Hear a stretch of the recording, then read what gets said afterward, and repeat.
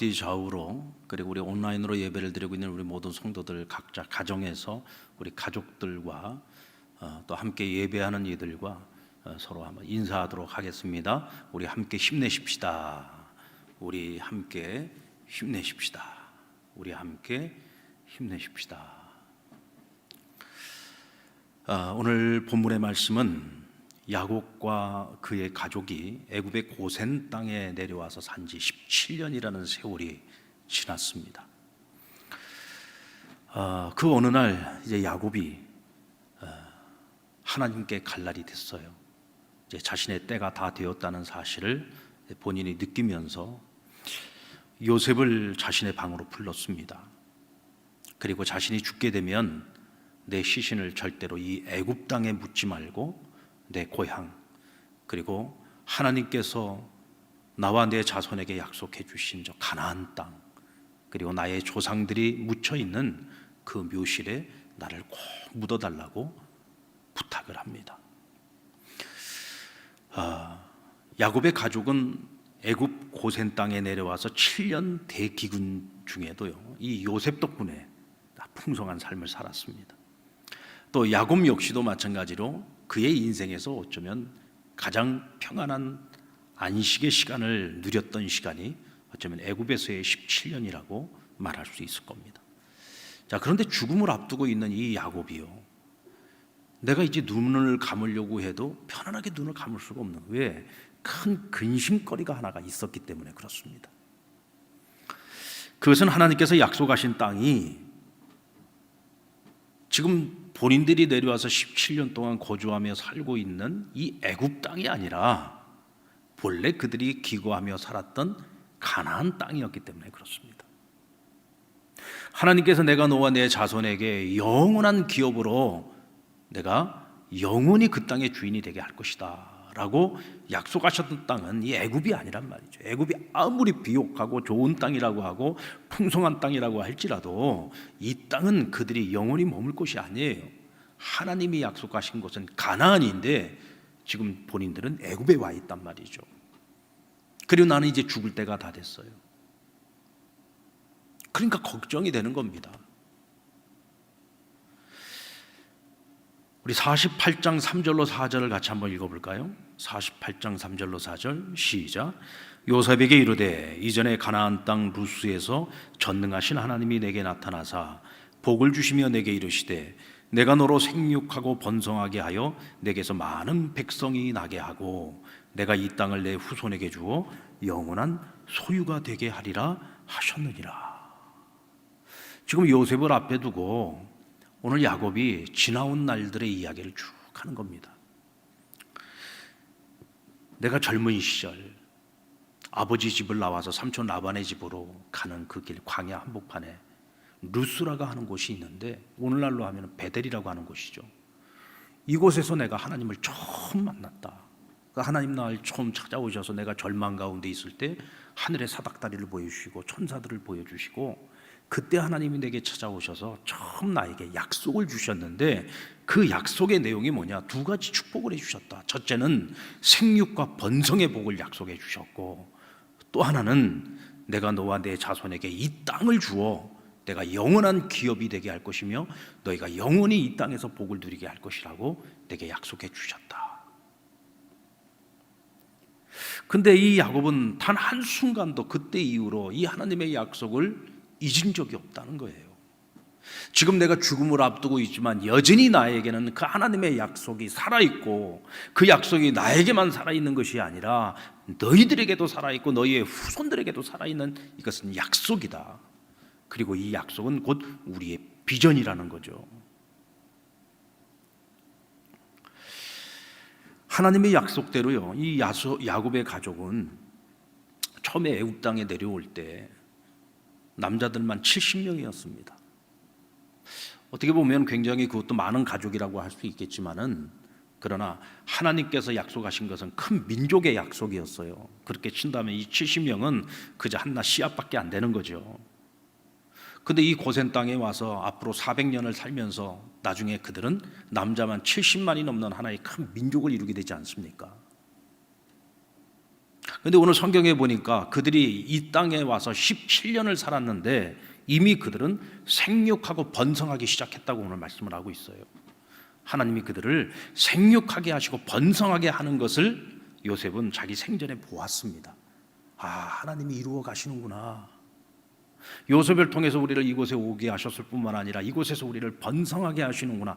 그것을 봤어요. 하나님의 약속이 이루어지고 있구나. 근데 지금 한 가지가 이루어지지 않았습니다.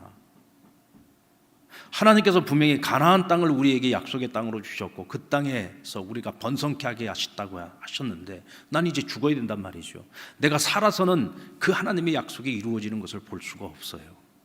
그래서 그날 밤 요셉을 불렀던 겁니다.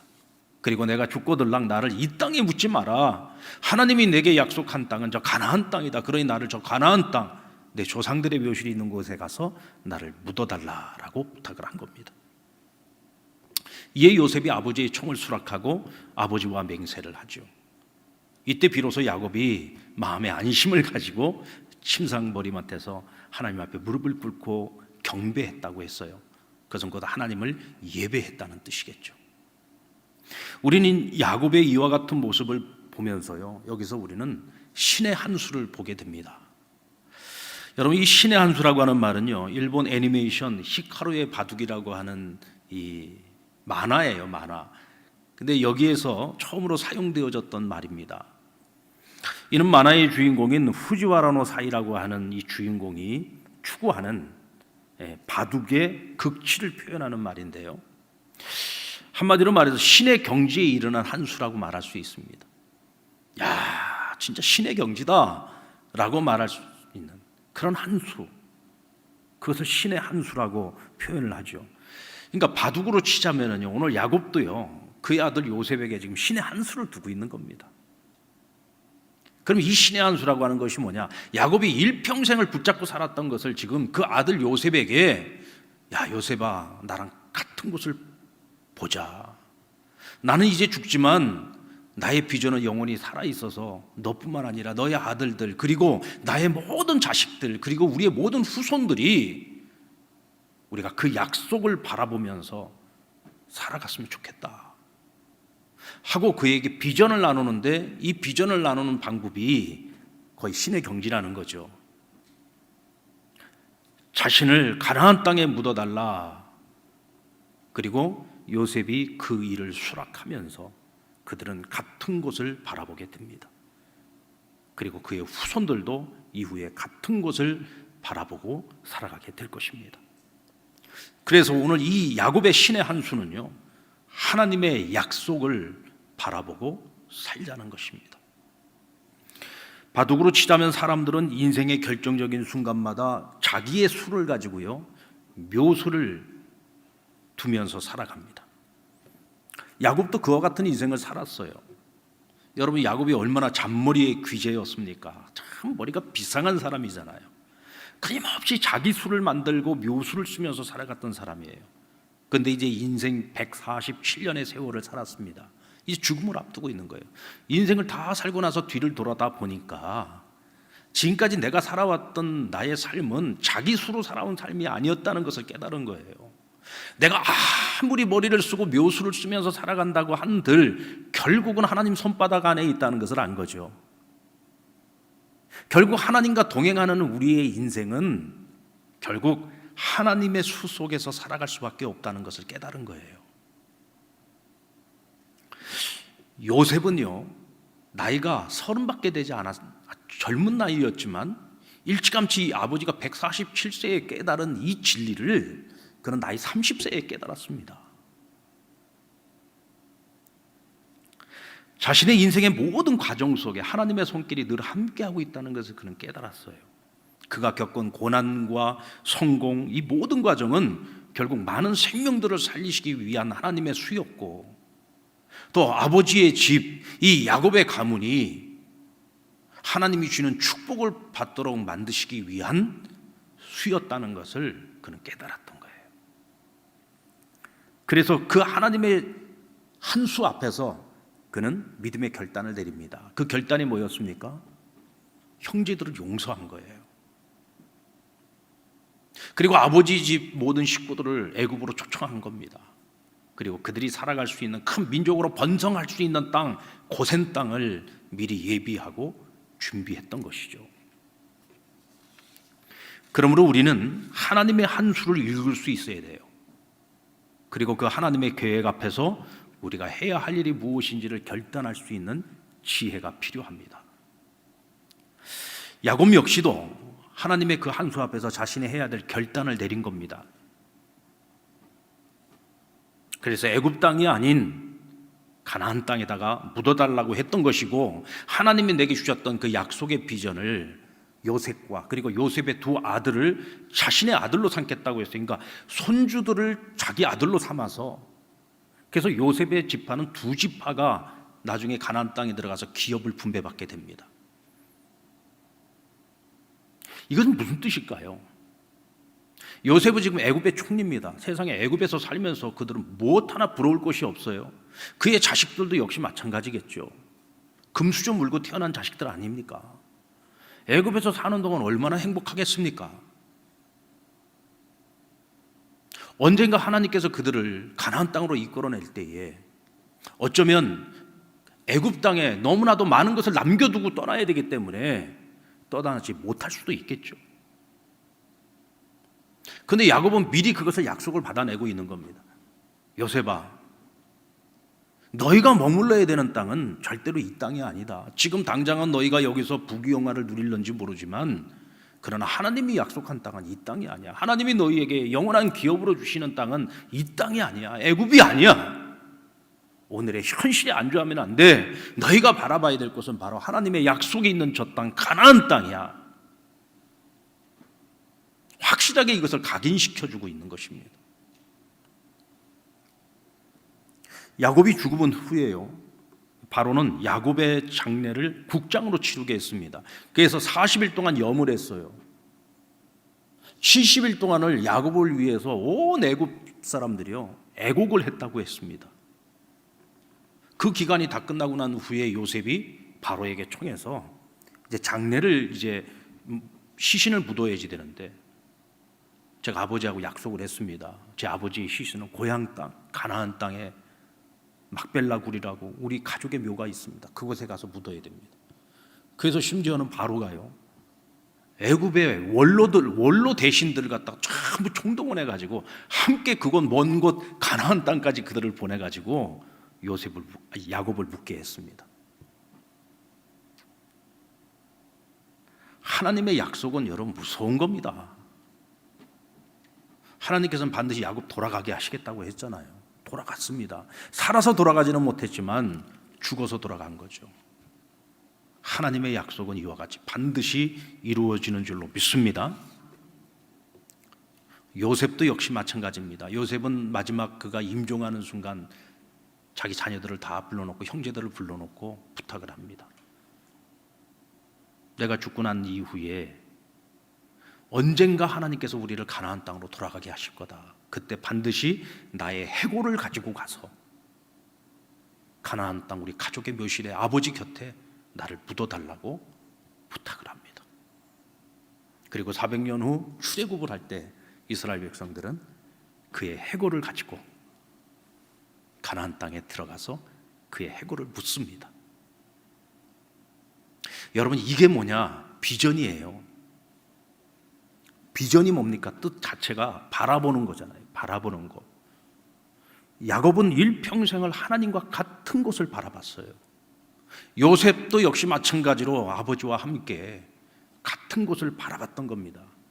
그리고 이후에 오늘 이 야곱의 한 수 때문에 이스라엘의 모든 자손들이 결국 하나님이 약속하신 그 가나안 땅의 마음을 두고 살아갔어요. 그래서 400년 동안 훗날 그들이 노예 생활을 하지 않습니까?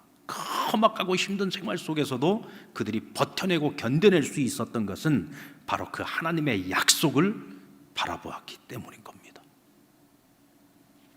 우리나라 바둑의 최고수인 조치웅 구단이 이런 말을 했습니다. 바둑은 바둑일 뿐이다. 바둑 한 판을 두면서 거기서 내가 이길 수도 있고 질 수도 있는데, 내가 바둑에서 이기고 지는 것이 세상에 무슨 영향력이 있느냐? 전혀 없다는 거예요. 그냥 바둑은 바둑일 뿐이고 바둑이 한 판 이기고 지는 건 그냥 한 판 끝내는 것일 뿐이라는 거예요. 그래서 바둑은 바둑일 뿐이다.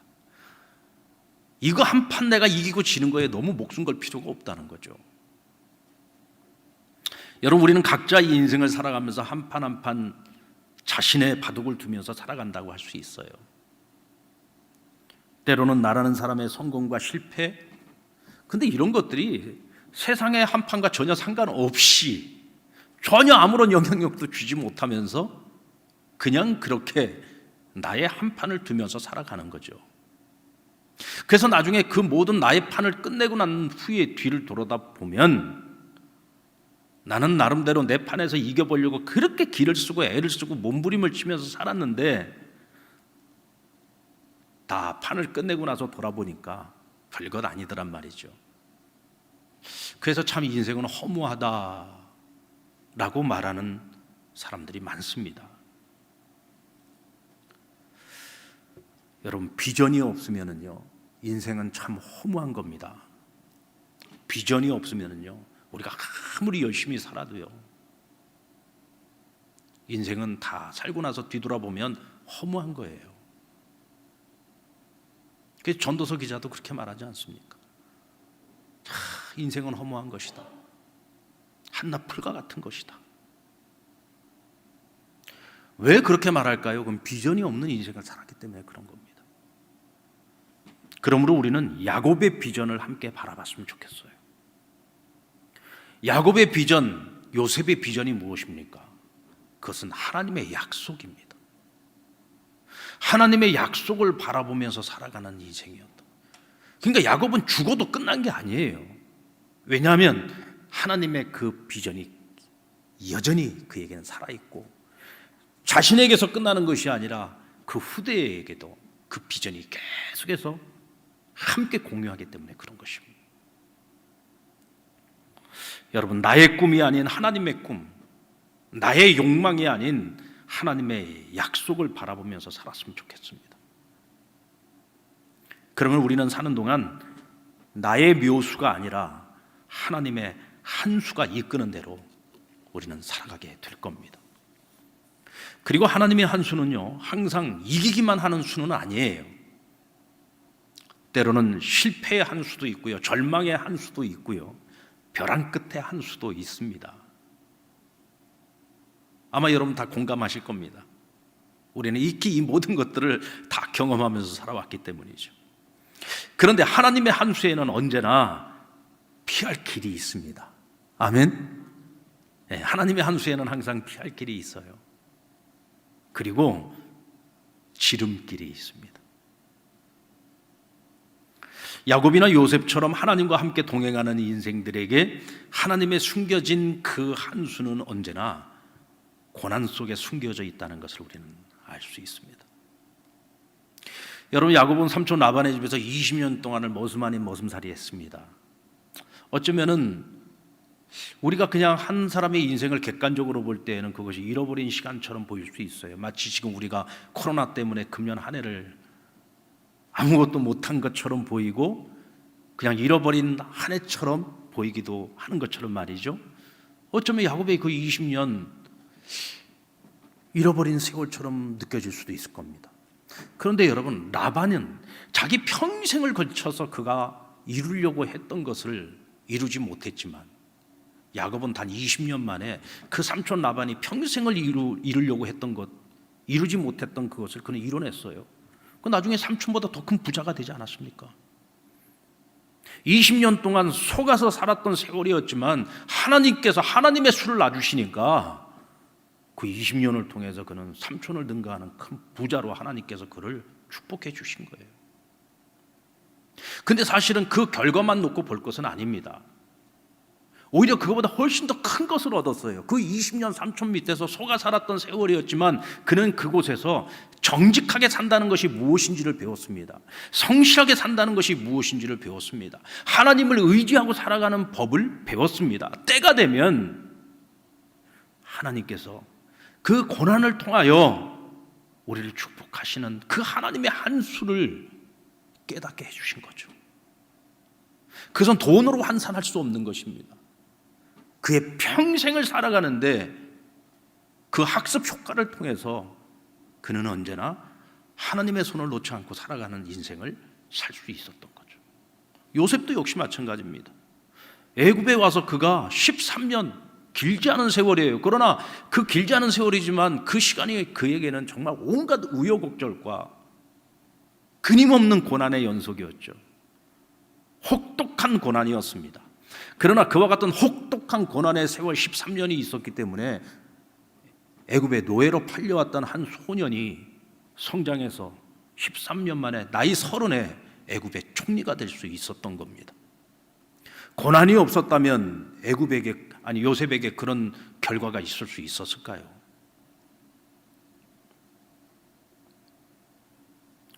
그런데 여러분, 세상에 어느 누가 이와 같은 신의 한 수를 예측할 수 있겠습니까? 요셉인들 예측했겠습니까? 우리는 하나님의 그 한 수를요, 우리의 이 아둔하고 어리석은 머리를 가지고는 도저히 우리가 알 수가 없습니다. 그걸 우리가 알아서 그 길을 가는 게 아니에요. 요셉도 마찬가지였습니다. 하나님 지금 여기 나와 함께 하신다. 내가 지금 어느 자리에 있든지, 고난의 자리가 됐든 환난의 자리가 됐든 성공의 자리가 됐든 어느 자리에 있든지 하나님 나와 함께 하신다. 그 하나님을 믿고 매 순간마다 하나님께 물으면서 걸어가는 길이 믿음의 길인 거예요. 그 길을 가다 보니까 하나님의 한 수가 그의 삶 가운데서 계속 열매를 맺게 한 거죠. 오늘 우리의 인생에도 고난이 있습니까? 우리 지금 다 같이 고난을 겪고 있잖아요. 고난이 있습니다. 근데 여러분, 과연 요셉이 겪은 고난만 하겠습니까? 형제들에게 팔려가지고 애굽의 노예로 갔을 때에 그 마음 어땠겠어요? 억울하게 감옥에 갇혔을 때 그 심정이 어땠겠습니까? 술 맡은 간원의 꿈을 해몽을 해줘가지고 그가 복권되고 난 후에 금방 나갈 줄 알았는데 2년이나 기다릴 줄 누가 알았겠습니까? 그 2년 세월 감옥에서 기다리는 동안 얼마나 그 마음이 힘들었겠습니까? 우리가 아무리 힘들다고 해도요, 어쩌면 요셉이 거쳤던 이 고난의 세월과는 비교할 수 없을 거예요. 근데 여러분, 우리가 성경을 가만히 살펴보면서 전 그런 생각이 들더라고요. 요셉이 겪었던 그 고난은요, 그가 20대에 겪은 고난이었습니다. 그래도 우리는 요셉보다 훨씬 더 오랜 세월을 살아왔고, 우리는 요셉보다 어쩌면 훨씬 더 성숙한 사람들인 줄 몰라요. 그런데 20대의 요셉도 그것을 감당하고 이겨내고 하나님의 한 수 속에서 결과를 얻었다면 우리는 그보다 더 잘할 수 있지 않겠는가라는 생각이 들었습니다. 요셉을 향한 하나님의 한 수나 오늘 우리를 향한 하나님의 한 수나 사실은 내용만 조금 다를 뿐이지 크게 다르지 않습니다.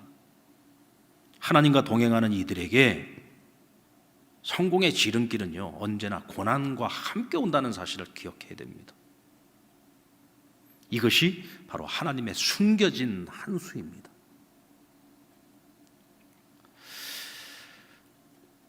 (26년간) 무당 생활을 하다가 지금은 복음 간증자로 새로운 인생을 살아가고 있는 신선미 집사라고 있어요. 부산 분인데 부산에서 아주 유명한 무당이었었답니다. 근데 이분 간증을 들어보면은요, 자신이 예전에 무당 생활할 때 자기에게 찾아오는 손님들 중에 기독교인들이 그렇게 많았답니다.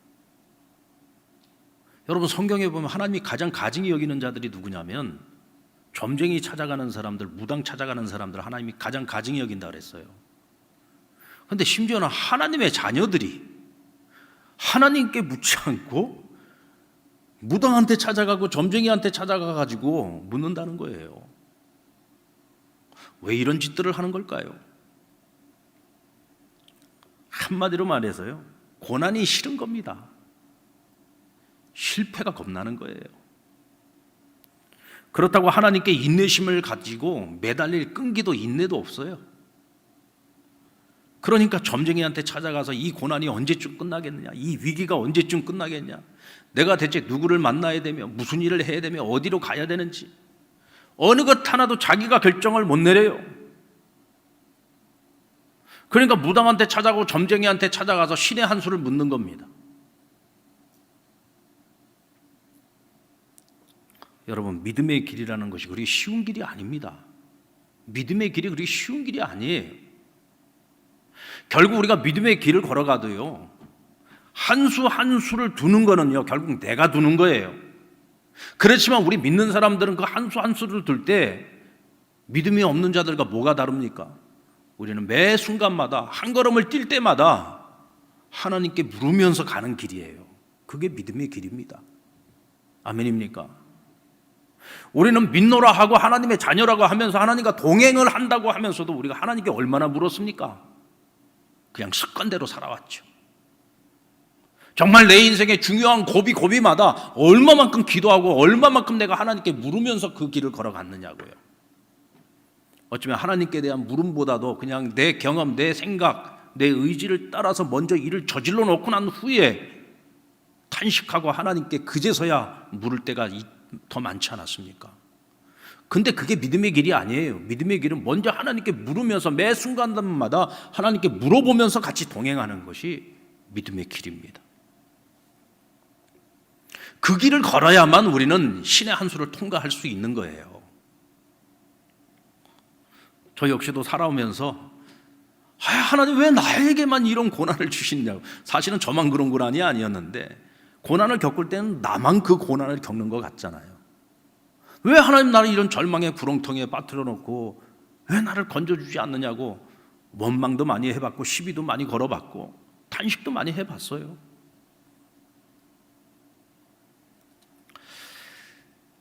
그런데 여러분, 그 절망 가운데에서도 늘 빠져나올 수 있었던 것은요, 하나님께는 길이 있다는 것을 알았기 때문이에요. 그러니까 결국은 하나님께 매달리게 되고 결국 하나님께 묻게 되고 결국 하나님을 의지할 수밖에 없어요. 그게 하나님과 동행하는 저와 여러분의 운명이고 길입니다. 그 길 외에는 다른 방법이 없다는 거죠. 뭐 백날 탄식해봐야 소용없어요.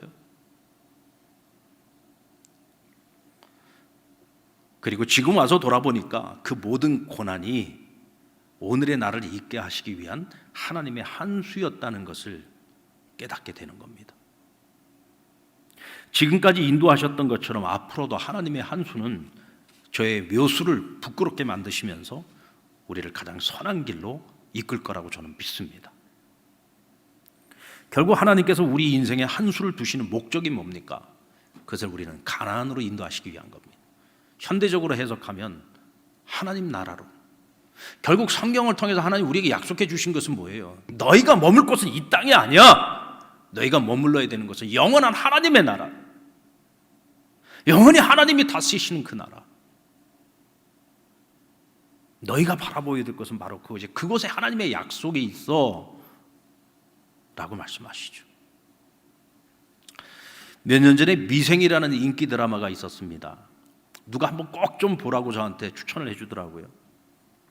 왜냐하면 저는 일찍 신학을 공부를 했고 일찍 목회자 생활을 했어요. 그래서 세상에 직장을 다녀보지 않았습니다. 직장 생활을 경험을 안 해본 거예요, 저는. 그래서 우리 평신도들이 한 주간을 살아가는 그 세상의 직장이나 회사 생활을 하면서 얼마나 치열하게 살아가는지, 정말 얼마나 혹독한 경쟁 속에서 살아가는지, 그런 거를 저는 제가 경험을 못 해봤잖아요. 어느 분이 그러더라고요. 목회자가 꼭 한번 봐야 될 드라마입니다. 근데 정말 그 드라마를 보면서 제가 많이 배웠습니다. 야, 지금 우리 성도들이 정말 세상 속에서 한 주간 동안 정말 치열하게 살아가는구나. 정말 힘들게 살아가는구나. 자, 일개미처럼 살아가는구나. 공감이 되더라, 공감. 간접적으로 경험하면서 공감을 할 수 있는 거죠. 사실 그런 것들을 공감 못하면서 어떻게 설교를 하겠습니까? 성도들이 한 주간 동안 직장에 나가서 회사 생활하면서 얼마나 치열하게 사는, 이런 거 모르면서 인생이 얼마나 고달픈지 모르면서 어떻게 설교를 하겠어요? 근데 저에게는 인생 드라마인 것 같아요, 이 미생이라는 드라마가. 근데 이 미생이라고 하는 그 제목은요, 이 바둑에서 나온 제목인데, 이 미생의 뜻이 뭐냐면 살아날 가능성이 있는 돌을 말하는 거예요. 살아날 가능성이 있는 돌. 아주 미완성인 겁니다. 그런 나중에 이제 이 돌을 어디다가 놓느냐에 따라서 그것이 나의 묘수가 되기도 하고 신의 한 수가 되기도 하고, 때로는 이 돌을 어디다 놓느냐에 따라서 망하기도 하고 흥하기도 하고 하는 거죠. 하지만 아직 가능성이 있는 돌을 말하는 겁니다. 이 드라마의 주인공 장그래가 그렇습니다. 이름이 장그래예요.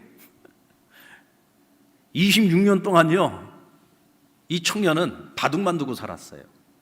프로 바둑기사가 되려고 바둑만 두고 살았는데 집 형편이 너무 가난하다 보니까 알바 해가면서 이것을 맨날 하는데 실력이 어느 한계에서 더 이상 올라가질 않는 거예요. 그래서 결국은 이 프로 기사가 되는 것을 포기를 합니다. 그리고 아는 지인이 대기업에다가 이제 추천을 해줘가지고 말하자면 백을 써서 대기업에 들어가게 됩니다. 근데 그가 전무의 낙하산으로 들어왔다는 이 소문이 퍼지면서 같은 동기들 사이에서도 완전히 왕따를 당하는 거예요. 인정을 못 받는 거예요. 그렇지만 장그래는 자기가 평생을 두고 바둑을 두면서 자기의 스승에게 배웠던 이 바둑의 수를 가지고요, 직장 생활을 하면서도 그 수를 자기 직장 생활에 적용을 하면서 자기 나름대로의 직장 생활을 해나갑니다. 그러니까 자신의 한 판을 두면서 살아가는 거죠. 뭐 비록 정직원은 되지 못하고 계약직으로 이제 회사를, 또 같은 동료들 중에 인턴 사원들 중에 많은 사람들이 전부 다 탈락을 했는데 그래도 4명 살아남는 가운데 한 사람으로 들어가요. 정말 죽을 힘을 다해서 열심히 일을 합니다. 그런데 그가 가지고 있는 한계, 고졸사원이라는 한계, 또 비정규직이라고 하는 한계, 계약직이라고 하는 이 한계를 결국은 극복을 해내지 못해요.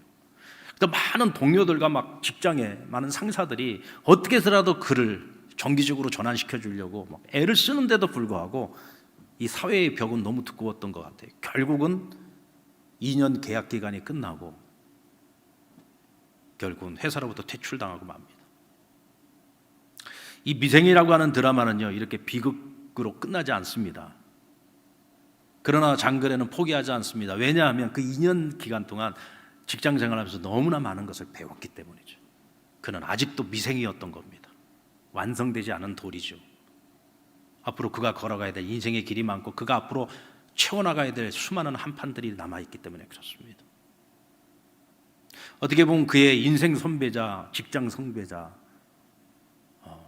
정말 존경하고 따를 만한 그 상사였던 오 차장이라고 하는 사람이 있는데, 이 장그래를 살려보려고 애를 쓰다가 결국은 옷을 먼저 벗게 됩니다. 그러나 나가서 자기 사업을 시작을 하면서 장그래를 찾아옵니다. 그래서 장그래는 이 오 차장과 함께 일을 하게 되는데 이제 뭐예요?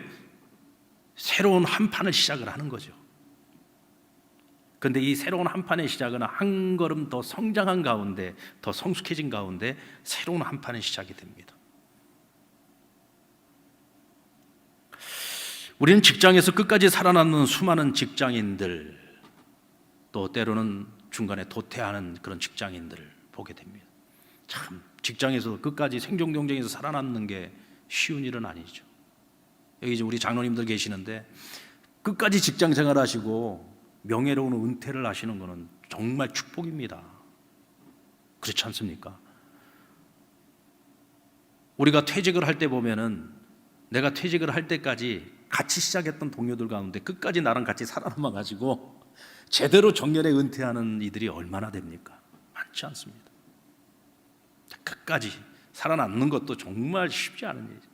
얼마나 치열하게 살았으면 그걸 끝까지 살아냅니까? 정말 존경스러운 겁니다. 그런데 결국은 모든 과정을 다 끝내고 난 후에 뒤를 돌아보니까 수없이 많은 생존 경쟁에서 내가 살아남아 이렇게 명예로운 퇴직을 하지만 퇴직하는 순간에 뒤돌아보니 결국은 나도 그 바둑판에 하나의 돌에 불과했다는 것을 깨닫게 되죠. 그렇게 많은 성공도 거뒀고 실패도 있었지만 결국은 나도 그 한 판에 하나의 돌에 불과했구나.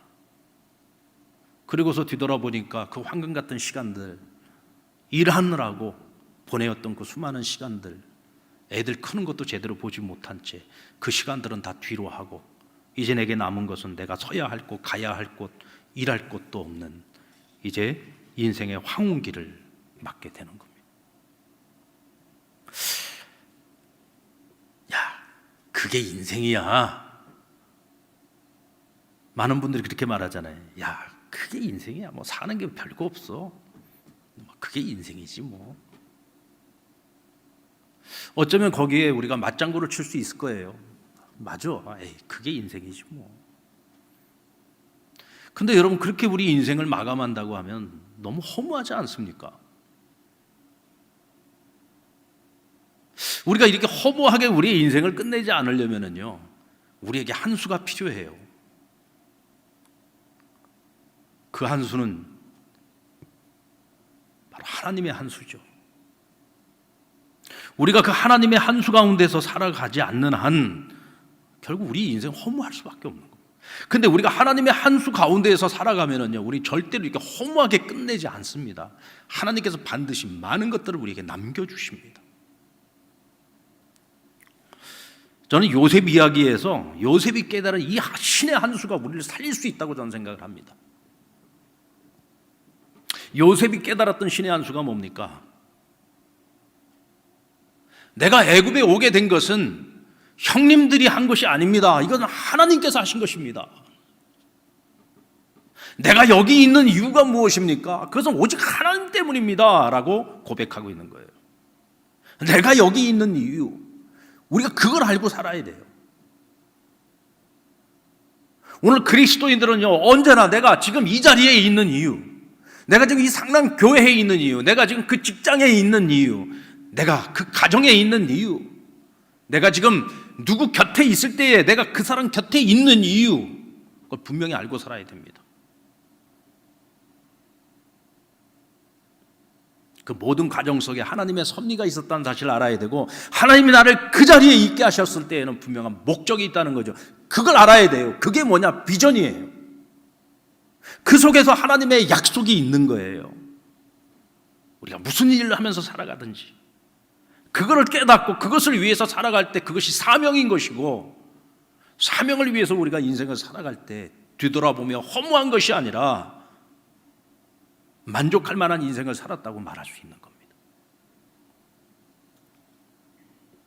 장그래가 자신의 상사인 오차장에 이런 말을 합니다.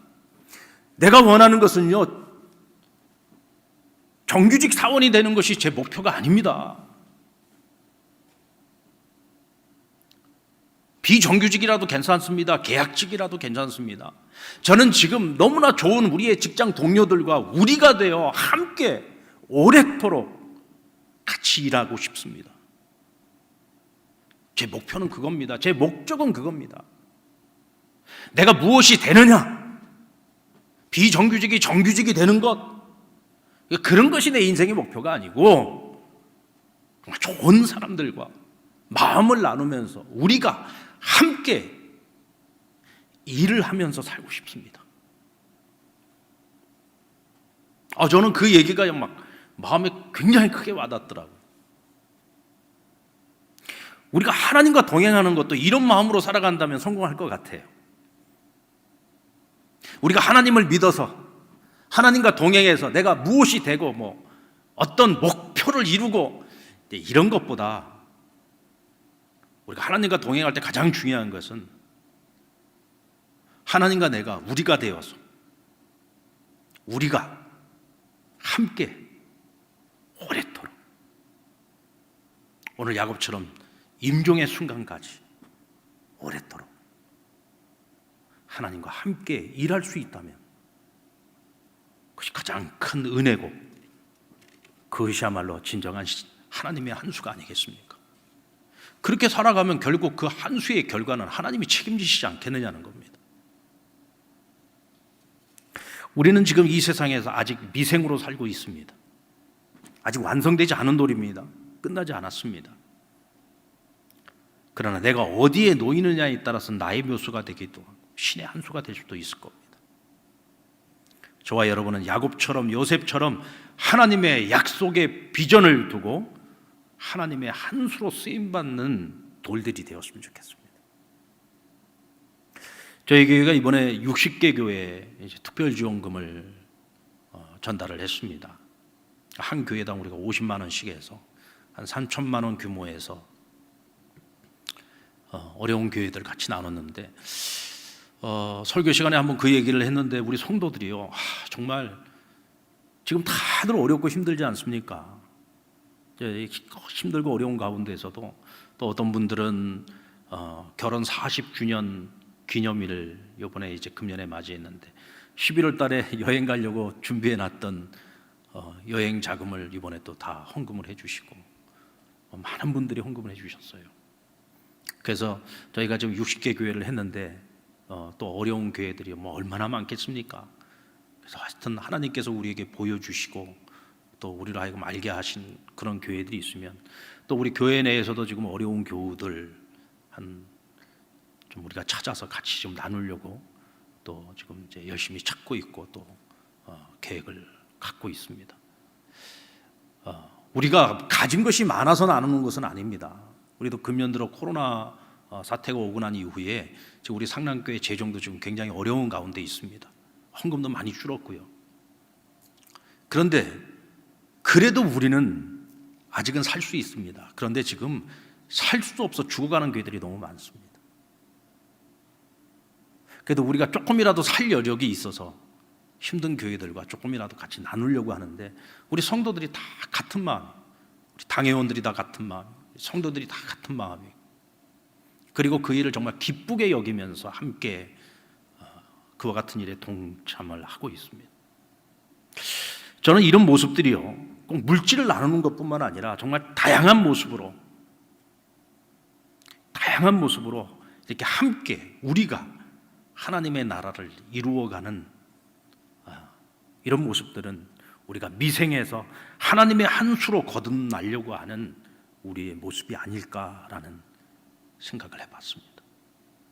뭔가 좀 더 가치 있게 살고 싶고요, 좀 더 의미 있게 살고 싶고요, 좀 더 만족할 만한 그런 인생을 살아가고 싶은 마음, 그런 마음들이 아닐까라는 생각을 해봤습니다. 저는 이런 동료들과 우리가 되어서 함께 그리고 오래도록 하나님과 함께 그 길을 걸어갈 수 있다면 저는 우리 상남교회 살아가는 모든 성도들이 미생에서 신의 한 수로 거듭나게 될 줄로 믿습니다. 꼭 그렇게 되기를 바랍니다. 하나님께서 그렇게 만드실 겁니다.